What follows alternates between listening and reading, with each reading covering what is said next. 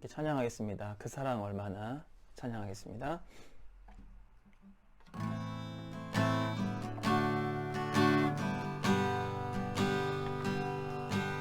다 표현 못해도 나 표현하리라.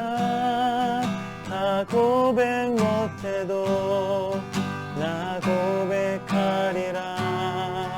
다 알 수 없어도 나 알아가리라. 다 닮지 못해도 나 닮아가리라. 나 표현 못해도 나 표현하리라. 나 고백 못해도 나 고백하리라. 다 알 수 없어도 나 알아가리라. 다 닮지 못해도 나 닮아가리라. 그 사랑 얼마나 아름다운지, 그 사랑 얼마나 날 부욕해 하는지, 그 사랑 얼마나 크고 놀라운지를, 그 사랑 얼마나 나를 감격하게 하는지. 나 표현 못해도 나 표현하리라. 다 고백 못해도 나 고백하리라. 다 알 수 없어도 나 알아가리라. 다 닮지 못해도 나 닮아가리라.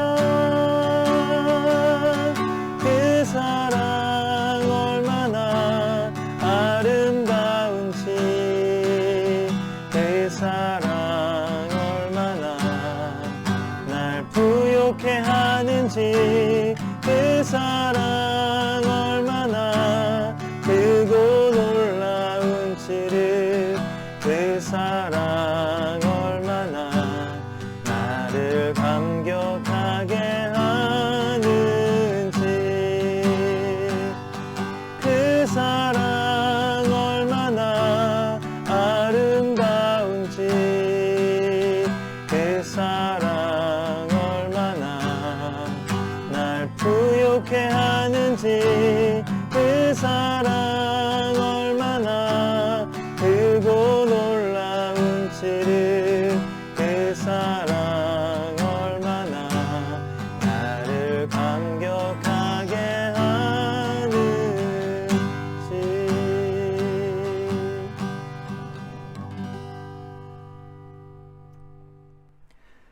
고난주간 네 번째 말씀, 우리가 함께 읽을 말씀은 누가복음 23장 42절부터 43절까지 말씀입니다. 누가복음 23장 42절 43절 말씀 제가 읽어드리겠습니다. 이르되 예수여 당신의 나라에 임하실 때에 나를 기억하소서 하니, 예수께서 이르시되 내가 진실로 내게 이르노니 오늘 내가 나와 함께 낙원에 있으리라 하시니라. 아멘. 한 말씀 더 읽겠습니다. 에베소서 2장 8절 말씀. 에베소서 2장 8절 말씀입니다. 너희는 그 은혜에 의하여 믿음으로 말미암아 구원을 받았으니 이것은 너희에게서 난 것이 아니요 하나님의 선물이라. 아멘. 오늘은 옆에서 본 십자가에 대해서 한번 생각해 보겠습니다. 예수님께서 십자가에 못 박히실 때 양편에 한 강도씩이 있었다는 것을 우리가 기억합니다. 예수님과 함께 못 박혔다가 구원받은 강도의 입장에서 본 십자가가 바로 옆에서 본 십자가입니다. 한 강도는 끝까지 예수님을 부인했지만 다른 한 강도는 자신의 영혼을 예수님께 부탁했습니다. 이 강도는 인생 마지막 순간에 가장 큰 은혜인 구원이라는 선물을 받게 되었습니다. 그래서 옆에서 본 십자가는 하나님의 놀라운 은혜가 무엇인지를 잘 보여줍니다. 그러나 우리가 살고 있는 세상은 너무나 많은 사람들이 하나님의 은혜가 필요 없다라고 말합니다. 그들의 삶에 이미 많은 것들이 충족되어 있다라고 생각하기 때문이죠. 이들은 생활 경제가 어려워도 굶어 죽을 만큼은 아니라고 생각합니다. 바이러스가 창궐해도 내가 죽음을 위협받지는 않는다라는 생각을 가지고 있습니다. 설사 위협받는 상황이 있다 하더라도 현대의학으로 충분히 극복할 수 있다라고 믿음을 가지고 살아가고 있는 것은 아닐까요? 외롭지만 다양한 세상적 방법으로 충분히 자신의 외로움을 극복할 수 있다라고 생각하는 것이 그들이 정말 하나님의 은혜가 필요 없다라고 생각하는 기준이 아닐까요? 하나님을 의지하기보다는 세상적 기준으로 살아가는 것이 더욱 가치가 있다라고 생각하기 때문에 자신의 삶의 기준을 하나님의 말씀에 맞추지 않습니다.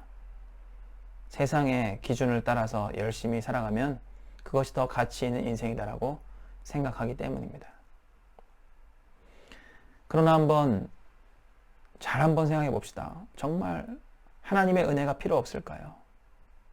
정말 우리의 인생의 마지막 순간에 다다르면, 가까워지면 이 하나님의 은혜가 절실해지는 때가 오지 않을까요? 우리 삶이 정말 이 땅에서 끝이라고 생각하십니까? 영원한 삶이 존재한다고 약속하는 성경의 말씀이 두렵지 않으신지요?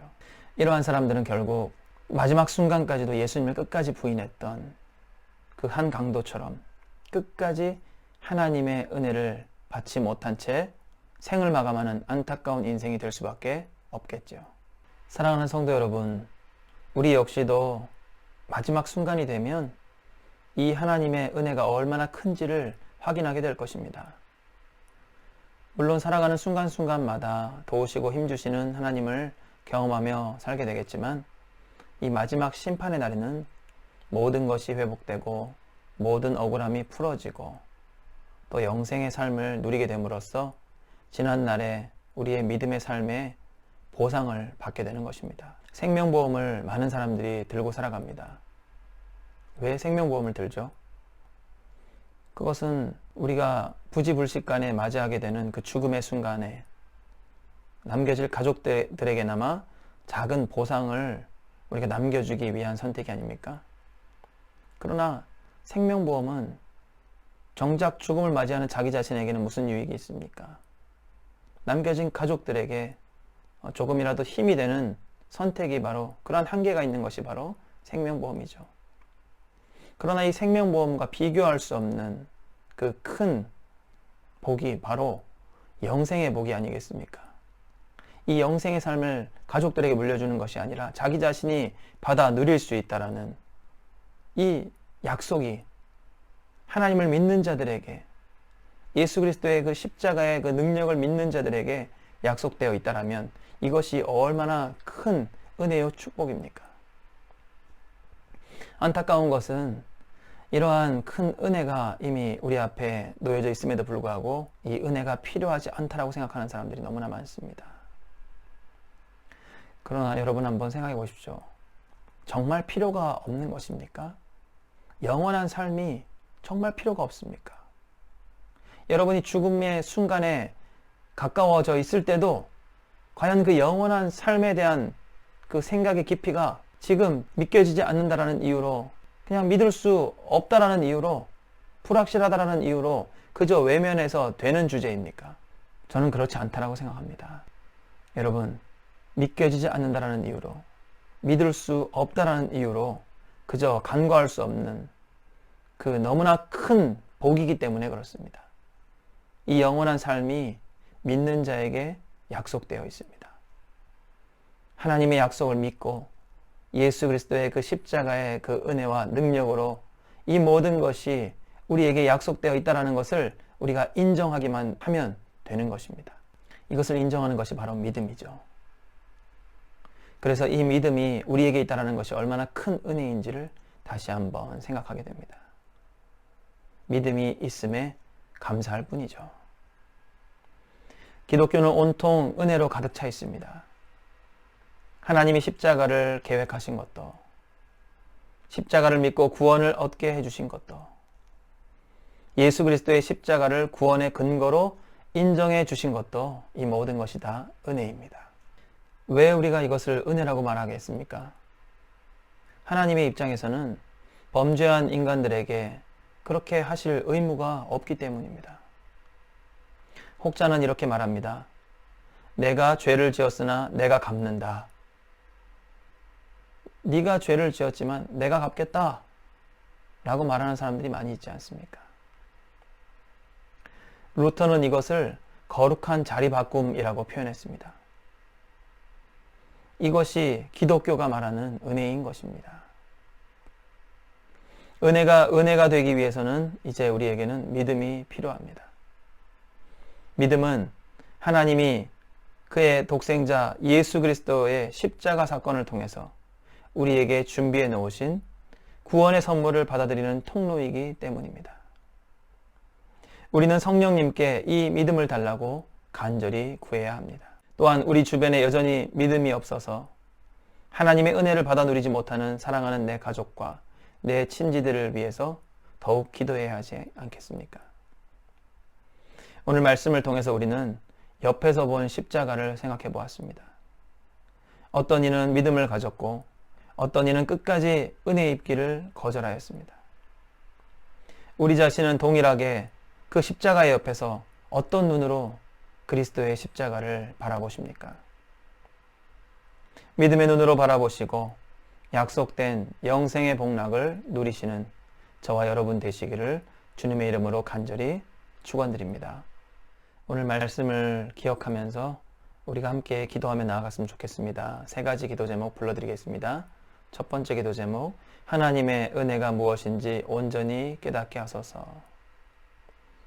두 번째 기도 제목입니다. 거룩한 자리바꿈을 통해 의롭게 되었음을 기억하고 날마다 더욱 성결하게 살아가게 하소서. 마지막 세 번째 기도 제목입니다. 예수님의 십자가 사건이 나를 위한 것임이 믿어지게 하소서.